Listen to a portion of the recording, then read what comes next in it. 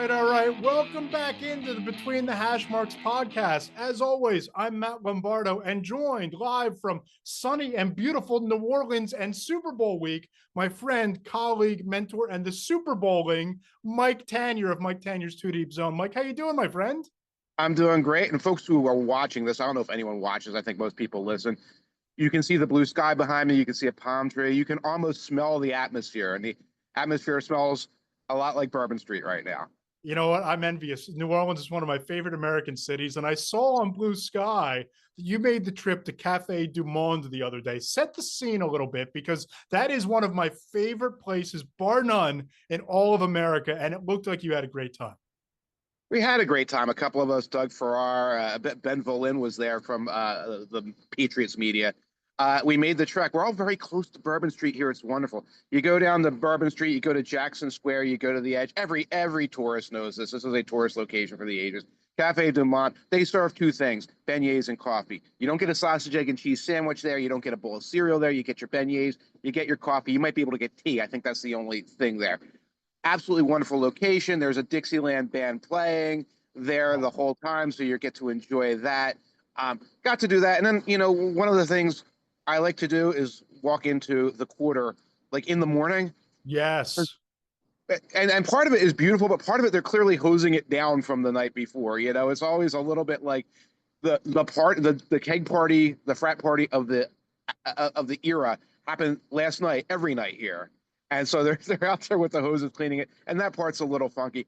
On a more serious note, of course, there was a terrorist attack here several weeks ago, and there's a heavy police presence. There's a heavy security presence. There are barricades up in a variety of places. Folks are still trying to keep that party atmosphere, let the good times roll, so to speak. But you do see some of that. I had a chance to go and stop by the memorial to the folks who lost their lives there. Very, very serious, very solemn, thing to experience. But I think here in New Orleans, the theme is always, let the good times roll. I'm not going to attempt to say that in French because I always screw it up. But let the good times roll. I was told that it only took a minute or two for you being in New Orleans that you speak fluent Creole. So I'm a little bit disappointed that I don't get that. You don't get the full let the good times roll experience. Who told you that, mon ami? It was in Blue Sky. Yeah, you put it out there. You put it out there. No.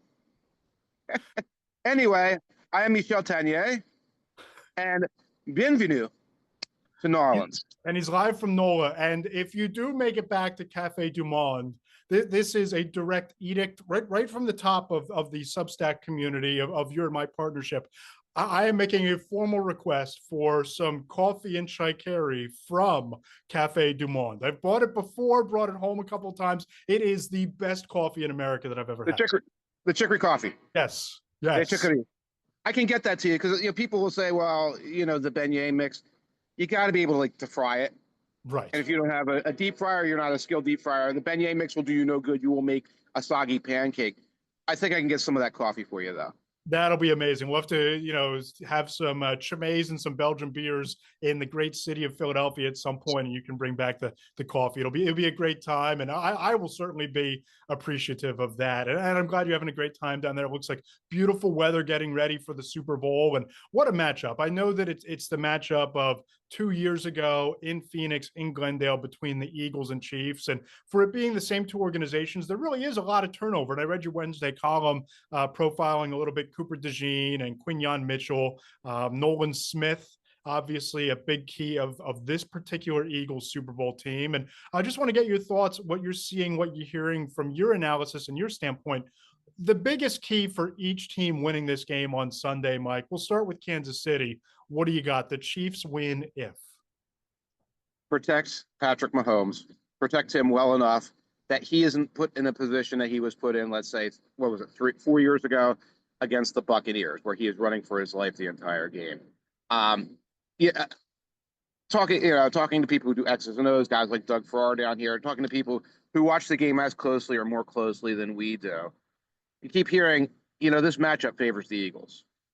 It favors the Eagles in so many ways.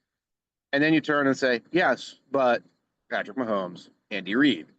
And it's very reductive. And like it's hard to be like, yeah, but if you look at, the linebackers or, the run defense or the third down, efficiency, it's like Eagles are a better team. The other team's got Mahomes. Just like for years, you know, NFC team's better. AFC team's got Brady. It's that kind of thing. If they protect Mahomes, if they get that offensive line in some kind of shape, if they have a game plan that kind of stymies the Eagles, the Chiefs can keep this game close. And if they keep the game close, then they can win by doing what they do in the fourth quarters of games. Totally. And that's exactly where I was going to go here. And we'll touch on this a little bit later, but I spoke to a handful of the Hall of Fame selectors for Monday's column about what a three-peat would mean for the Chiefs and where that puts them in the pantheon of the greatest accomplishments in league history, how it contextualizes the dynasty and all those things. And our friend Jason Cole made a great point. And he's like, when you look at this particular team, the 2024 Chiefs team, it's a flawed team. And they would be only, according to Jason, only the second team in the Super Bowl era to be worst in the league in terms of a yards per play average. So the yards per play average, it's something like 30th or 32nd in the league. They would be the first team since the 2001 Patriots, the first Tom Brady Patriots, to have that stat and wind up winning the Super Bowl. So they face a little bit of an uphill climb. I'm going to kind of follow in your lead, Mike, in terms of the biggest key. The Chiefs need to have the ball last and be within one score, because in all three of their wins so far, all three of their Super Bowl wins, the Chiefs have Patrick Mahomes has had a fourth quarter comeback and game winning drive. So this is just what they do. Keep it close. Steve Spagnuolo does his thing defensively. If they can contain Saquon Barkley even a little bit, get Mahomes the ball last, and they have that Mahomes magic on their side. It's funny. This could turn into like the chess match or the college basketball game in the last like 4 minutes. Like imagine a situation where the Eagles have a 3-point lead and there's 4 minutes left in the fourth quarter. Everything the Eagles do revolves around melting that clock at that point. They've been exceptional at taking 5, 6, 7, 8 minutes off the clock late in the game, using Saquon, throwing in, just mixing in enough of a little short passing game to make that work. But here's the thing. You got to get it to 0-0-0 against Patrick Mahomes. You can't go down, kick a field goal. Hey, we're up by 6 and there's 44 seconds of the clock. Your chances of winning at that point are probably only 46% or something with Patrick Mahomes. So it becomes a chess match. Every clock management decision, every use of a timeout, snapping the ball at 4 seconds instead of 2, those things could be a situation if this game is very close late. Right. And as far as the Eagles go and their biggest key, it's ride with what brought you here. Dance with who brought you to the ball. It's Saquon Barkley, and that plays a lot into what you're saying, melting down the clock late. In the Eagles' 3 playoff wins, he has 442 rushing yards and 5 touchdowns. I mean, it's just, insanity in terms of his production. And I spoke to a defensive coach who coached against the Eagles earlier this year, and he told me that the biggest key is they need to commit to running the ball with Saquon Barkley, not just because it's their identity, but what you touched on, you keep Patrick Mahomes off the field and limit the opportunities for him to do damage. Right. Now, here's like the sort of whisper around here. We're trying to get a handle on Landon Dixon and Cam Jurgens and their health. Media night, Landon Dixon was sitting down. Now, if you're a veteran of media night, he was not a podium guy. The podium guys sit at their podium. Everyone else milled around standing. They had Dixon at a little table. Now, he was talking to people. He was being friendly. He was having fun, doing the goofy stuff over there. But it was noteworthy that he was not on his feet. So he was not made available to the media yesterday. He will not be made available to the media today. I don't think Jurgens will either. Jurgens isn't a guy who normally would necessarily. But if the Eagles are down Dixon, it's a significant problem for Barkley and for Hurts, for everything else. Remember, Chris Jones is on the other side of the field. If they're down 2 linemen, it's Tyler Steen, and I forgive me, I'm forgetting who the other backup lineman would be on the interior.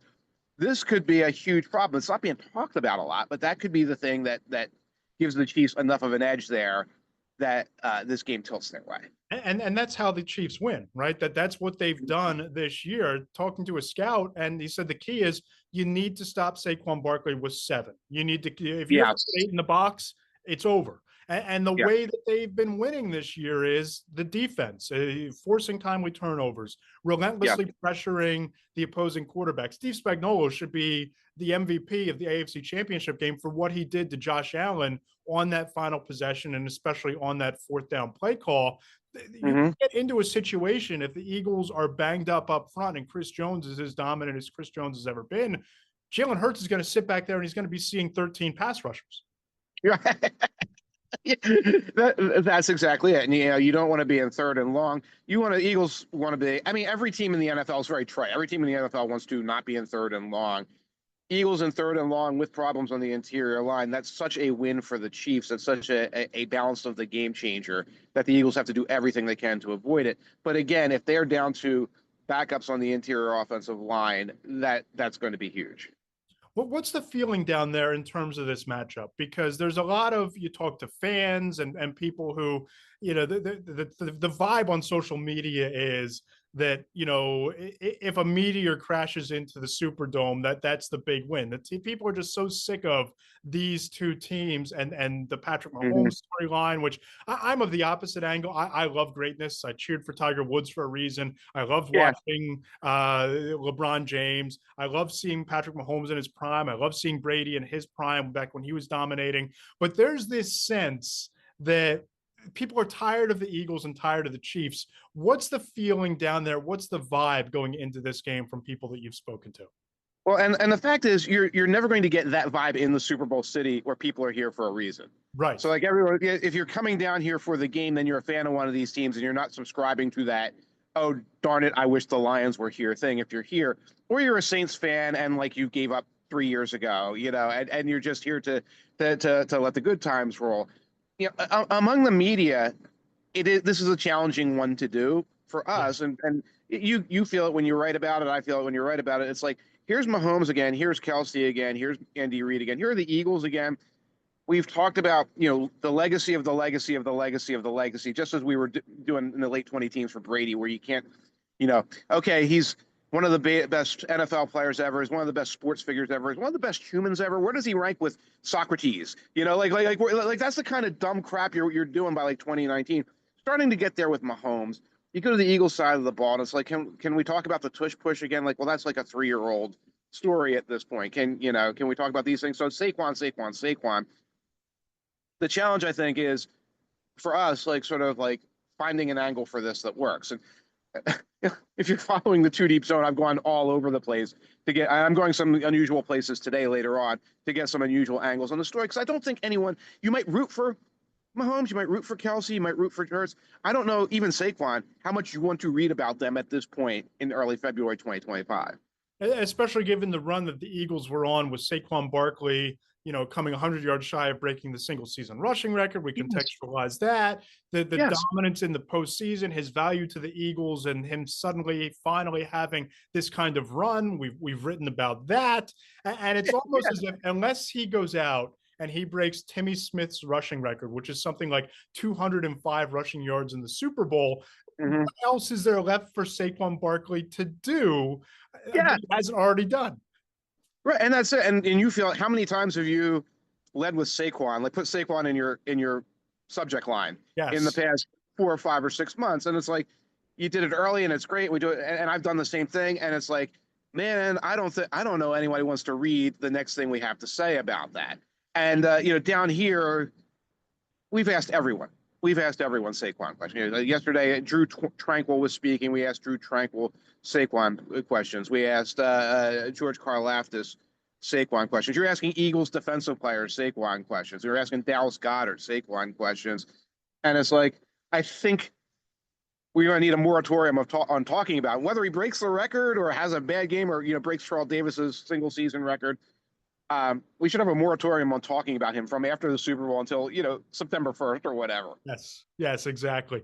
But you brought up the three-peat story, and I led with the column with that on Monday, talking to Peter King and Jason Cole and Sal Palantonio, a handful of the selectors in the room. Bob Glauber contributed as well, and I'm not going to say that there was a consensus, but there was a feeling among the people that I spoke to that the three-peat in this era with how hard it is to keep teams together, with the attrition of now the 17-game schedule and all of the extra football in the postseason, how hard it is to stay healthy. Jason Cole called it would be the greatest accomplishment in American sports history. Sal Wow. Antonio says that it would be a new sheriff in town, say goodbye to the Patriots, the 49ers, the Cowboys, the Steelers. It's Reed and Hmm. Mahomes.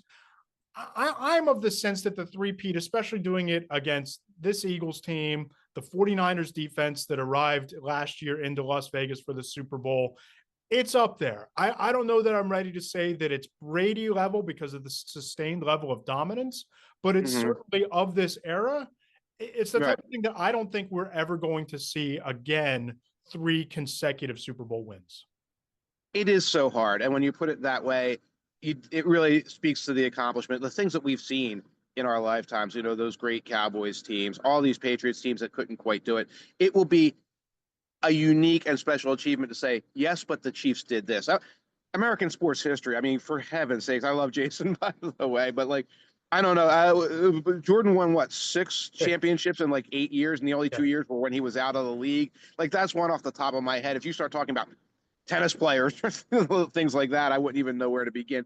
But it's to what you were saying, cheering for success.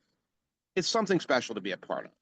It's Yeah. something special. Now, are you a Bills fan who hates these MFs no matter what? I get that. If you're this neutral fan and it's like, well, I root for the underdog, root for the underdog. That doesn't mean necessarily you have to hate, denigrate, accuse of conspiracies, accuse of nefarious things, whatever you might want to do about the Chiefs. You don't have to do that to say this is a celebration of an achievement that is unbelievably difficult to do in modern sports. And the flip side of that coin is you look at what the Eagles are doing just getting back here, and you think Yeah. about what Howie Roseman has built. They've now gone to 2 Super Bowls in 3 years with 8 different starters on defense. And, you talk to people in that building, that's a fact that they're really proud of, the amount of turnover on the defensive side of the ball. And here they are able to get back again. You think about going to the Super Bowl 3 times dating back to 2017, but with 2 different head coaches and 2 different quarterbacks over that span. It's certainly not the all-time dynasty conversation, but a win in this Super Bowl against Mahomes and against Brady, Andy Reid, it would be up there in terms of just the consistency of an organization. It puts them on solid footing, in my opinion.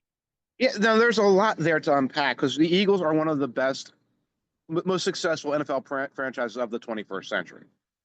There are not many teams with 4 Super Bowl appearances. No one in your neighborhood, none of your neighbors, none of my neighbors are going to be satisfied with that if you don't get a second Super Bowl out of it. Right.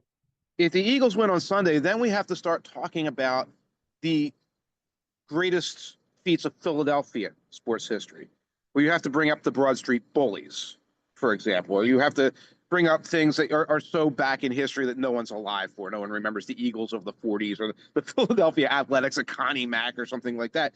But you don't get like repeat champions or 2 championships in 8 years or 3 championship appearances in in 8 years, whatever it's been like that. You don't get that in Philadelphia sports history at all. No. Like you have to go back to the Connie Mack or some crazy stuff like that to get something like that. And that's something I hope that we get to celebrate. And even if we don't get to have a parade down Broad Street in a couple weeks, to kind of look at what these guys have done. Right. And to recognize what a golden age this is. That, I've got neighbors, we're coming down on Friday, we're going down to New Orleans. These people have been to 3 Super Bowls. They've traveled to the stadiums. Maybe they've tailgated out front or whatever. Our dads didn't do that. Our uncles didn't do that. Our granddads didn't do that. Growing up, we we get to do that. Growing up, we were fighting off, Cowboy fans tooth and nail, because growing up in suburban Philadelphia, the Eagles, the great defenses of the early 90s Buddy Ryan years only carried so far when the offense couldn't get it done. And, the playoff win in 1995 was this mile marker of fandom for me back in the day, because the Eagles have been so mediocre overall for much of the 80s and 90s. But you're right. If they get this done and they win on Sunday, you start talking about this era of the Eagles and what Howie Roseman has built as being one of the great stories in Philadelphia sports history. And you start projecting it out with how young Jalen Hurts is in his career, how they continue to churn out offensive linemen. You think of the young depth and the high upside players they have on defense.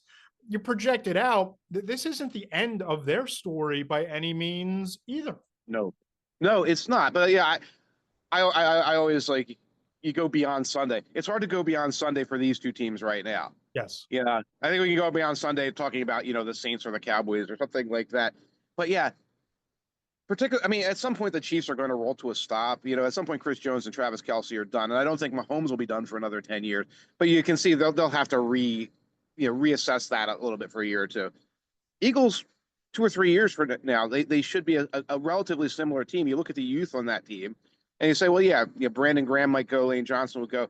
The replacements are starting to come up, and the Eagles could be a very good team for years to come. For sure. And just to switch gears a little bit, the Super Bowl is Sunday, but playing out on the backdrop is the Hall of Fame conversation and the debate, quote unquote, in the room, which is basically a virtual conversation over Zoom, like you and I are having on this podcast right now. That's been had, that's been done. But you wrote a tremendous story. We were down in Mobile for the Senior Bowl, looking ahead to this year's Hall of Fame class and the Hall of Chaos and the debate and the conversation, which is one of the most chaotic candidacies I think that you're going to see in Eli Manning. And the response to the story is tremendous because the reporting was outstanding and second to none on your part. So congratulations on that. But just take me through where you think this stands with Eli Manning, because we can talk about all the finalists in this year's class all we want. He's the lightning rod, especially in the New York metropolitan area. You and I have both been on that beat for a number of years back in the day, you for a number of minutes, me for a few years. It plays a certain way the Eli Manning conversation does in New York. It's a little bit different nationally. So I just want to get your sense for how this is playing out. You saw me on Ed Valentine's podcast, right? Oh, I did. I saw the moment that your brain just leapt out of your body and said, I am done with this. I'm sorry, Ed, that I kind of lost it there for a moment, but yeah, and that was like a wake up call, because I don't interact too much with the Giants media anymore, and about how that's like, yeah, Eli, this is it, this is our guy. He would have won more Super Bowls if, anyway, but like, anyway, I'll tell you a story right now. Yesterday, one of the Hall of Fame selectors who did not speak to me for the article came up to me. We're in the availabilities, and is like, hey, Mike, I got your DM, but by the time I got it, it was late and I was busy and I never got back. Okay, that's good. He's like, all I would have told you anyway was F Eli. Oh. And I was like, oh my God, and I was like, you know what? Frankly, I got a lot. I didn't get too many F Eli's, but I got some F. I got some virtual F Eli's, and like there is very clearly, and it's a cross section of selectors I spoke to. It wasn't a bunch of buddies, right? Who, like, I sat down, like some of them don't particularly like each other, but it was very much like a mixture of no way, Eli. I don't see it at all as a Hall of Famer, and more people who are like where I stand, where it's like, let's wait a few years, and let's recontextualize this in a couple of years, and let's get some of the obviously more qualified people through. Yeah. And then we can look at this and say, well, maybe this accomplishment will stand out a little better, or when we've gotten Drew Brees in, and we've gotten Ben Roethlisberger in, and we've gotten some of these other guys like Luke Kuechly, who's in the first ballot, and all these guys like Holt and Wayne, who've been waiting for years, then maybe we can look at this a different way. That's kind of where I stand. And like, here's my point on this. I don't think Eli Manning is a highly qualified Hall of Famer. I don't think it's a joke either. I think it's ludicrous when people say this is some kind of joke and all you're doing is counting rings. And it's like, we're talking about like two of the greatest moments in NFL history. I don't think that's just counting rings. We're talking about like two of the most unlikely achievements. That said, I lean towards the F Eli crowd, and I get the impression, I get the very strong impression we will not be hearing his name tomorrow. When do they?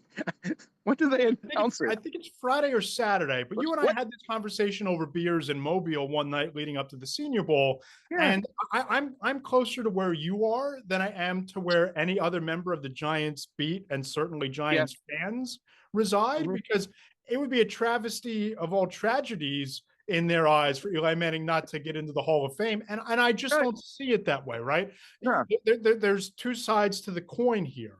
One, can you tell the story of the NFL without Eli Manning and those Giants beating Tom Right. Brady and Bill Belichick? You cannot, and that's a major check mark in the Hall of Fame argument that Eli Manning eventually and ultimately gets in. Yes. Because of those two runs, he was instrumental in those wins, and they had to have some big wins along the way to get there. Going into Lambeau and beating the Packers to get to one of those Super Bowls is a Yeah. monumental win. That was a great Packers team. They were hosting the NFC title game for a reason.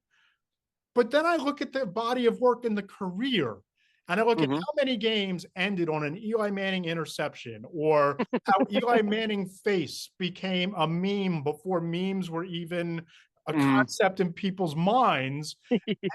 And he's not, right? And I think that the overwhelming success of those two runs, because of who they beat, two Super Hmm. Bowl rings. There are a lot of quarterbacks with two Super Bowl rings who aren't in the Hall of Fame, but Right. beating Brady and beating Belichick, Hmm. that matters. And I think that that eventually gets them across the finish line. But I'm with you. I think we're talking 3, 4, 5, 6, 7 years down the line from now. And it's when maybe the Phillip Rivers conversation comes up. Maybe then you debate Right. it a little bit harder then. But you got to get some of these other Hall of Famers who were leaps and bounds ahead of their class at their position in before you give one of the 5 slots to Eli Manning, in my opinion.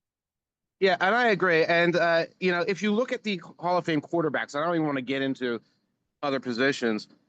Joe Namath was an outstanding quarterback, but for a brief period of time, and is in pretty much for some magic. Yeah. George Blanda was a average quarterback for about 400 years and was a kicker for a long time, and got into the Hall of Fame for some magic. Okay, you can. There is a precedent to be said because you got in for some magic, for something that happened that again is story of the NFL related. It's funny. One of the very anti Eli selectors said to me, "It's like the Hall of Fame is about our great grandchildren, 100 years, pointing to those guys and saying, like you don't have to explain why that guy's there. Like that guy is there for such an obvious reason." And he said, in 100 years from now, I don't think Eli Manning belongs there. And I said, wait a minute. By that argument, He's in. Eli Manning definitely belongs there. 100 Right. years from now, yeah, great grandpappy, what did he do? He beat Tom Brady twice in the Super Bowl. Oh, okay, that's the end of it. Why is Marshall Yanda there? Well, you see, he was a great, and of course, Marshall Yanda is very qualified. I don't want to be that, but why is Reggie Wayne there? It's like, well, you see, Peyton Manning was a really good quarterback, and he had Marvin Harrison, and this guy came up, and then he had some good years afterwards. Like, no, by that, I mean, by You're that, making the argument for Eli being a first ballot Hall of Famer. right, That's the story right, of the NFL argument. He's checked that box. I right, just don't right. know that he's checked the box of the body of work and the career. Exactly. Exactly. So again, I like it being an argument. I would like the idea that like we're going to be waiting a few years. I think that's how that's going to go. And as one, I think Brian Knowles said on the Discord that I'm on all the time, it's like once you get in the Hall of Fame, a lot of times people stop talking about you. Yeah. The best thing to be is sort of the bridesmaid every year, the Susan Lucci and the Emmys, where it's like I don't know whoever won a daytime Emmy. All I know is Susan Lucci lost it 37 times. And like that's how you stay in the public consciousness. So it's not even the worst thing for Eli in the world if he's a bridesmaid for a few years. Mike, I know you have some beignets to go eat. You have some coffee to go consume at Cafe Du Monde and pack away in the suitcase. Any final thoughts on this Super Bowl, on this game, on the experience for you? Just get out there, and we're talking to I think a bunch of Eagles fans. Get out there, enjoy this, savor it, enjoy your weekend, do the crazy stuff, go to pep rallies, dress your dog in Eagles green, do all those things, enjoy every moment of it. I'm going to be coming back into the Philadelphia area on Friday. I'm not going to the game itself, or we don't have that much juice, my friend, anymore. But I'll be happy to come back because I want to celebrate this with my neighbors, go to the guys, see the guys in the bar, etc. Do some of that stuff, make the most of it, and cherish it. Absolutely. And I don't want you to give away the big feature, but what do you have coming up on Two Deep Zone the rest of the week? Anything fun in the hopper coming out? I have no idea. I'm going to tell you what the big feature is. All right, this is going to blow your mind. I'm just going to set the stage for you. Okay. So I'm talking to one of my colleagues, and I was like, "Hey, what's going on, man?" He's like, "Oh, I can't wait. Like this week, I've set up interviews with Justin Jefferson and Micah Parsons and Alexander the Great and Bill Belichick's brother, whatever. Like, what are you doing?" I said, "Well, I'm going to go and interview the grandson of the man who invented the muffaletta sandwich. Oh, wow. Have you ever had Oh, I forgot to ask. Did you eat the shrimp and grits? I had a couple bites of it. By then it was a little bit cold, and I was a little bit. By the time I got back to the hotel room in Mobile, the shrimp was a little cold, and I was a little nervous about how long it had been sitting out. By the Good time I point. got back, Good point. so, Like it was in an Uber and it was in like a lot of places. Okay, yes, that's fair. it was well traveled by the time I got back to the Spring Hill Suites. You ever have a muffaletta sandwich? What's in a muffaletta sandwich? It's kind of like an Italian hoagie, but with an olive dressing, like an olive Oh, tapenade. It is just like it's like 75% olives, and the rest of it is like gabagool and mortadella and provolone and stuff like that. So this was the inventor, the grandson or the great grandson of the inventor. I'm going to go speak to him. So there'll be my foodie column. That's what's coming up today. As you can tell, I might be a little burned out of talking about Mahomes and Hurts and Barkley. you might want to. I'm hoping that part of the feature is you eating the muffaletta sandwich, that you guys sharing it and having a sandwich and Yeah. dissecting it as you eat. There will be still photography. I don't think it's necessarily outstanding content for people to watch me eat. We've been through this before. You've been there. You've been there. Our friends in Belgium with eating the waffles earlier in the Yeah. podcast. Yeah, we've been down this road before. Yes, we went down this road. It's not good. Yes. I'm going to, all due respect to the podcast listeners, I will withhold my prediction for the column that goes up on Sunday morning. Okay.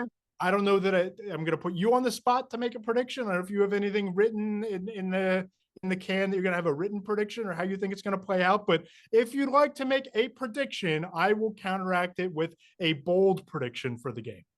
Okay. I'm going to tease. I'm not going to make a prediction. I'm going to tease the Eagles up to +4.5 and play the Eagles. And I'm probably going to parlay that with a teased under, probably around 50.5 or 51.5. Have not made my mind up. We'll wait for Dixon injury news.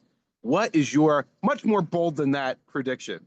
Yeah, so Travis Kelce, career high in the postseason, 133 receiving yards. I think he posts 135 because I think that the Chiefs are going to be behind for a decent amount of this game because their offense is so flawed. And when you look at the Chiefs and what they do offensively, when they have to throw their way out of things, who is Patrick Mahomes throwing to in these playoffs? It's been Travis Kelce. So I could see a 135-yard outburst from Kelce. Now, I don't know what his over-under is, but I am safely betting the over on Travis Kelce receiving yards. Well, it's not going to be up at 125 or anything like that. So I like it. Take the over on that. I think that's a very, very bold call. And I like that we're avoiding just picking the game at this point because I think both of us are thinking, yeah, I think the Eagles are going to win, but I'm not picking against Mahomes, so I'm just going to go elsewhere with my prediction. There's the ping pong. You remember the game Pong on Atari? Where yes. That's what's going on in my brain all week on how this thing is going to play out, just bouncing back and forth. So I figured, hey, Sunday we'll write a preview piece. It'll go out to the people, and I'll be on the record then. If I have any more to drink, Pong will be going through my brain too. I'll just be sitting there, doot, doot, doot, doot. So, God bless you. You're already there. Yeah, I've been there, my friend. He's Mike Tanier. Check him out on Blue Sky at Mike Tanier. Always make sure you subscribe to Mike Tanier's Two Deep Zone on Substack. If you enjoy the podcast, please go ahead and leave us a 5-star review. Subscribe on Apple Podcasts, Spotify. Check out my YouTube channel at Matt Lombardo 975. And in coming weeks, we will read the 5-star reviews that come into the pod. And of course, subscribe to Between the Hash Marks on Substack. Check me out on Blue Sky at Matt Lombardo and Threads at Matt Lombardo NFL. Mike, go raise some hell. Keep the good times rolling. But bring me back some coffee, please. I'll do that. Don't you worry. He's Mike Tanier. Mike, have a great week. Enjoy the rest of the Super Bowl. You too, man.